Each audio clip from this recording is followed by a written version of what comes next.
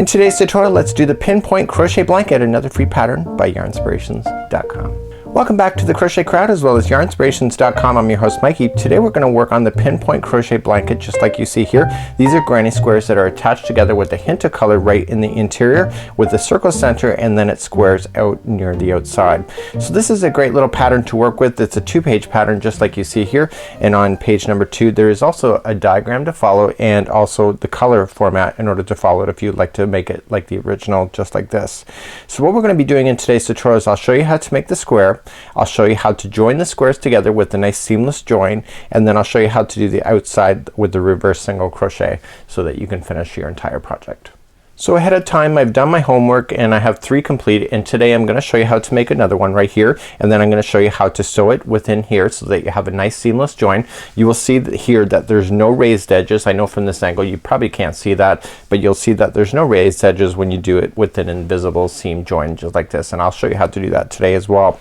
Once you have this all complete, then your entire Afghan then circles with the reverse single crochet all the way around. The nice thing about this is that you can change the size of this Afghan depending on how many squares you add, because the outside is just following what's already there. So even for a baby size you could do 6 squares by 6 squares, have a nice baby size about 36 inches, and then this pattern particularly is 52 inches by about 59 inches in order to make it as you see in the pattern. So what you're gonna need today is get your Karen 1-pound yarn today, and that's what I'm using, and this is quite a fabulous yarn. You'll get a lot of length out of these balls of yarn because they're so big, and you're also gonna need a 5mm size H crochet hook in order to play. So let's quickly review this diagram. So this is what I'm going to be using off camera in order for myself to follow along. So the very interior, number 1, is the splash of color that you see, and the rest of the rows that you see, or the rounds, are the same color. So that's the other color that I used. So if I were you and you were me, what I would do is look at the color scheme just like you see, and do all of round number 1 of all of the different ones that you need. Put those aside in maybe like a shoebox or somewhere that you got safe, and then what I would do is finish the square. So it's just easier to do all of these little minis in advance and then just be able to finish it off with the rest of the color just like you see here. Now again, the color selection is up to you. You can change anything that you wish. This is just obviously like a recipe. You can change whatever that you feel that you would like to do differently. So let's begin, and let's start on round number 1. So let's begin with the slip knot. Remember that it never counts as 1. So what I want you to do is insert the hook into the slip knot just like this, and I want you to chain 4. So this will count as one of the double crochets eventually. So you're gonna chain 4. So 1, 2, 3, and 4. And now what I want you to do is come to the very beginning chain right over here, and I want you to put 11 double crochets into that same one just like there. Okay, so just do double crochets into that same one, and this will cause it to have that nice circling effect that you see right in the center of the square. So the first chaining of 4 counts as one of the double crochets. So when you're going to count these posts, you should be able to count and say 1, 2, 3, and 4. So count that in there. Now just for your record, you would need a total of 12 double crochets going all the way around, which includes that chaining of 4 that you did in the very beginning. And if you don't have that at the end of this round, your next rounds will never work. So make sure that you are just double counting before moving on, and then doing the rest of your pinpoints. Again, I would do these pinpoints in advance just like you see here, and so that you have those all ready for you when you're ready to go to the next round. It's just something is like an assembly line. It's easier if you're just concentrating on one section. So let's just count. So I got 1, 2, 3, 4, 5, 6, 7, 8, 9, 10, 11, and 12. That's just a fluke. I never counted as I went. And when I'm done, I just want to insert into the top of the beginning chain 4 and just insert, put a slip stitch in there, so then that closes that off. So what I want to do is that's the end of that color. So that's just your splash right in the center.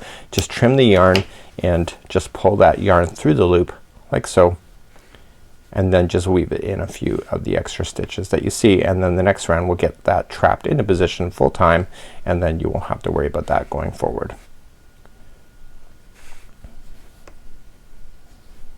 Okay, so make sure that center yarn is also in there nice and good, and make sure it's not gonna be any problems for you. You can trim that down and trim the other one.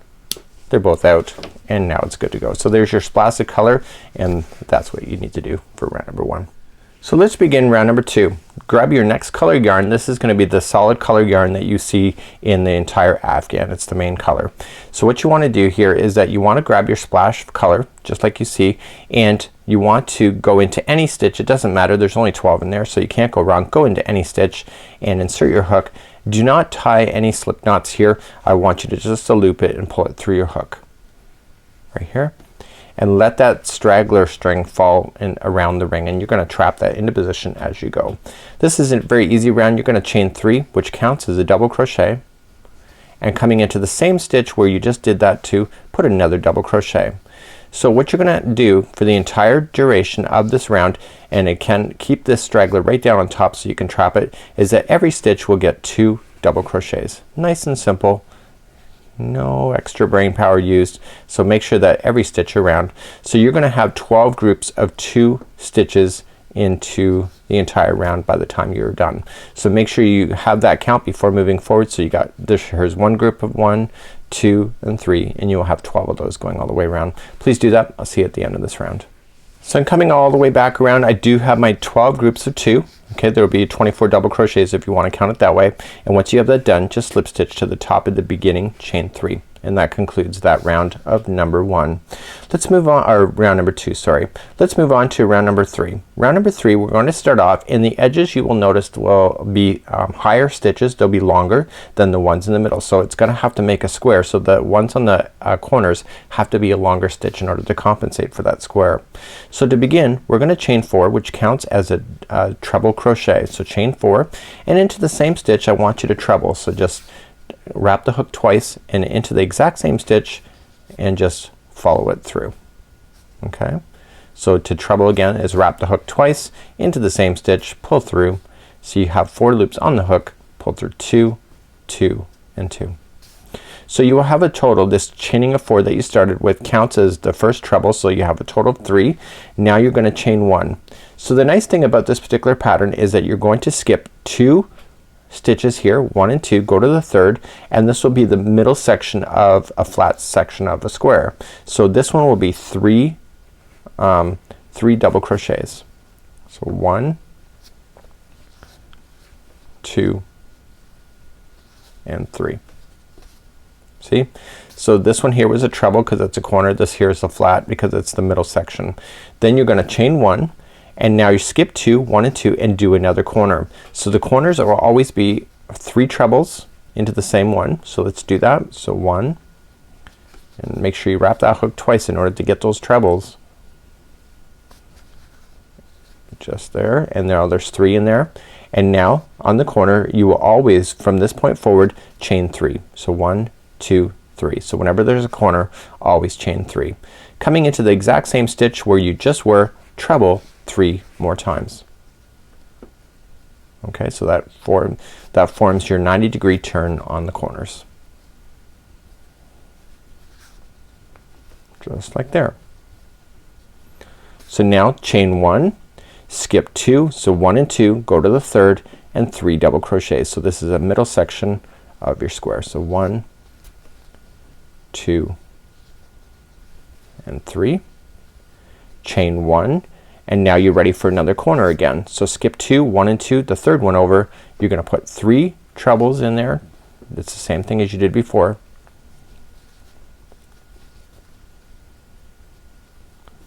Okay, and then once you get that done, what do you need to do to change turn a corner? Remember how many changes it is? It's 3.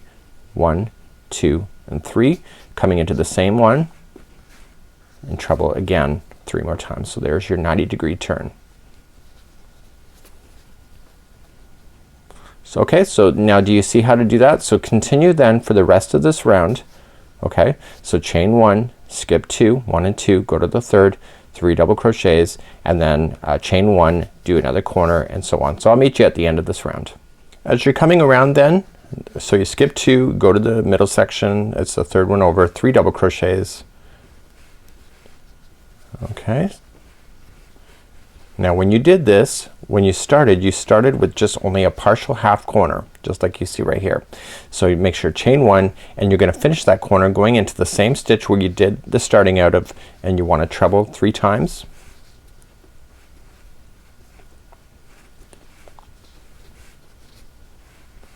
just like that. So that completes that first corner. So in this particular pattern, that's how these corners are done. So you do the first part right in the very beginning, and then the second part is at the very end. So then remember, chain 3 is how you finish your corners for doing the spacing. Okay, so we'll do that, and then join it to the top at the beginning, chain 4, and that completes off that round, which is round number 3. So now it's gonna get easier from this point. It's gonna be like a regular granny square going forward.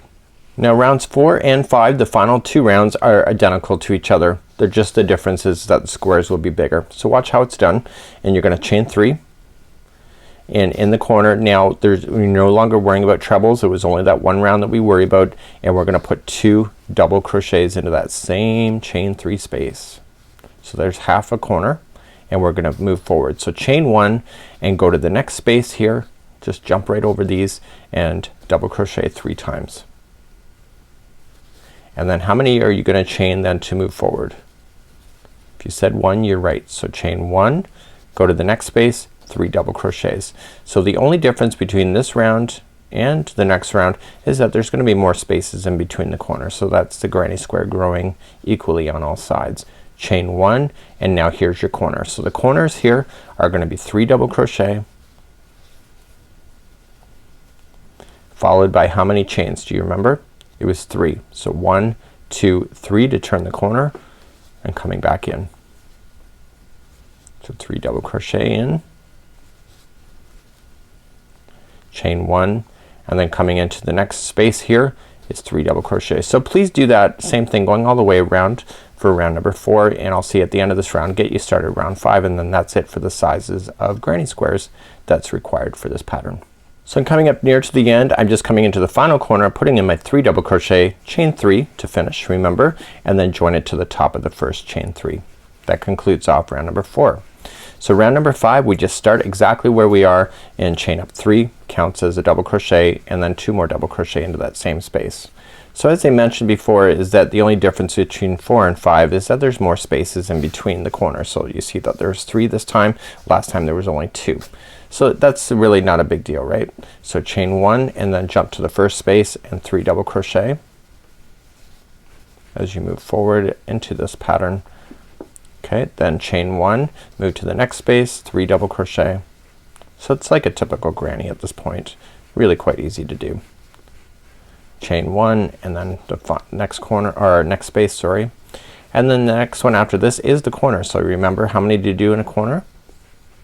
So chain 1 first before the corner, and then here's the corner. So 3 double crochet to begin, followed by how many chains? Do you remember? It's 3. So chain 3, 1, 2, 3, and then 3 double crochet in. So just remember it's kind of like a 3 3 3. It's a triple 3. 3 double crochet, 3 chain, 3 double crochet. So just keep moving forward. So chain 1 and then move across and then do the outside and then do the next corner as is. I'll meet you at the end of this revolution because this is the final time that you'll go around this granny in this particular manner, and you'll have to fasten off after that. I'll see you at the end of this revolution.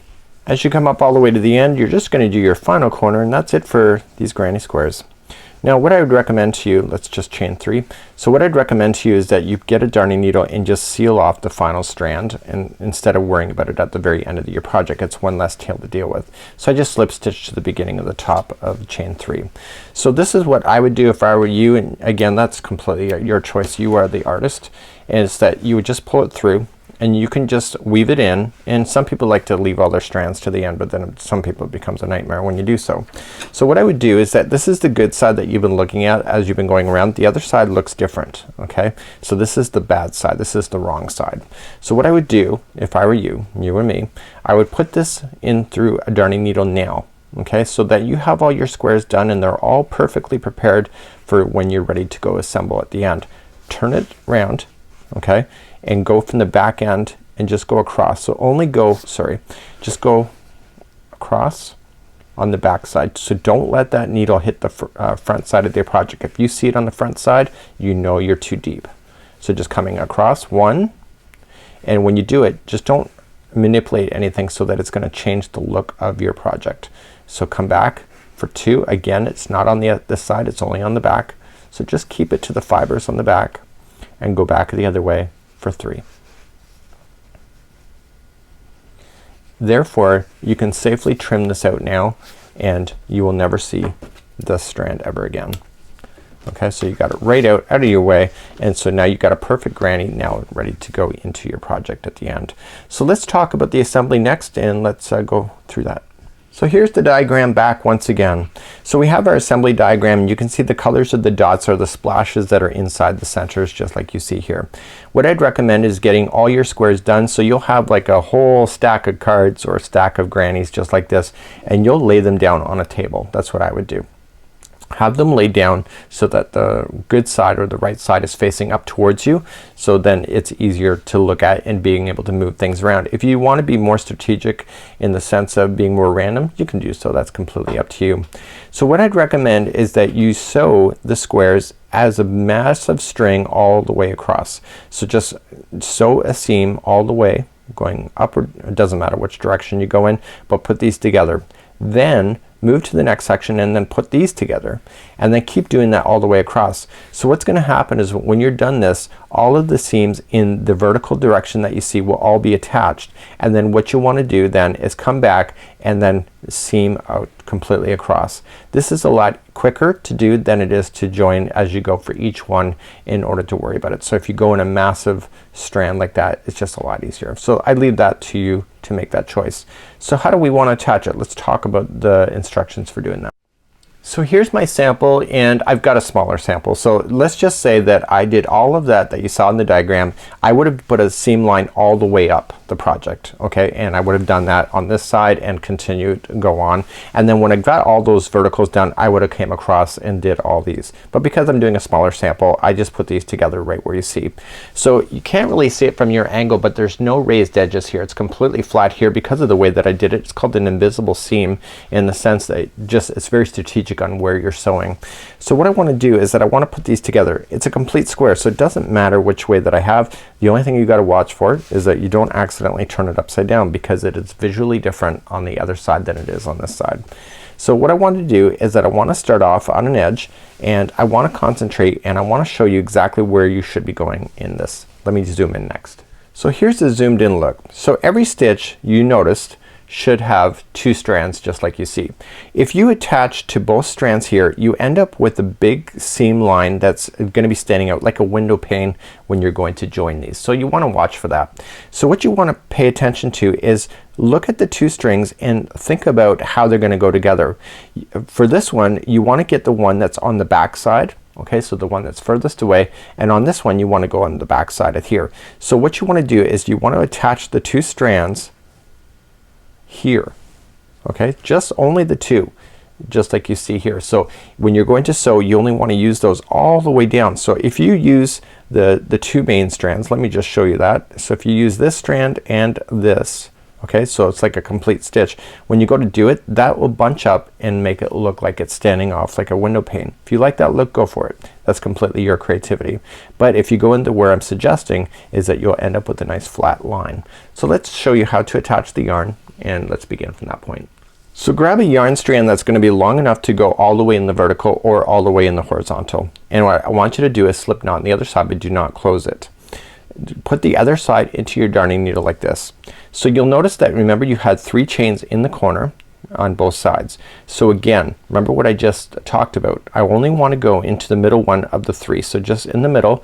I don't want to go into 2 strands. I only want to go into the one that you see there. Okay, and on this side here I want to go into the middle one again, and only on the one that's on the back side. Okay, and I want to go straight across, and when I get close enough I want to insert that slip knot in around into the needle, and what that's going to do, it's going to lock it. Okay, so now you just got to lock.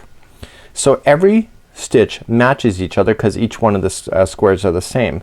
So now that you're in the middle one of the 3, you have one more chain to do, and it's gonna make sense once you see it. So you go into the back one of this one, and on this one, see, you go in the back one of that one too. See, just 2 strands. Now what I want you to do before you do this, lay this straggler down on top, and that will get stuck into position so that it's completely inside of the stitch, so you never see it. And you only have to do that whenever you're starting a new strand. So again, On this side here we're now into the one double crochet.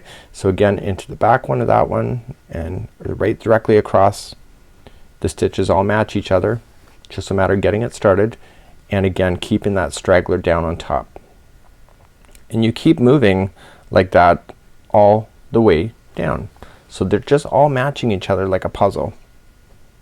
Once you get enough of this straggler into position, you can just safely cut it out and continue.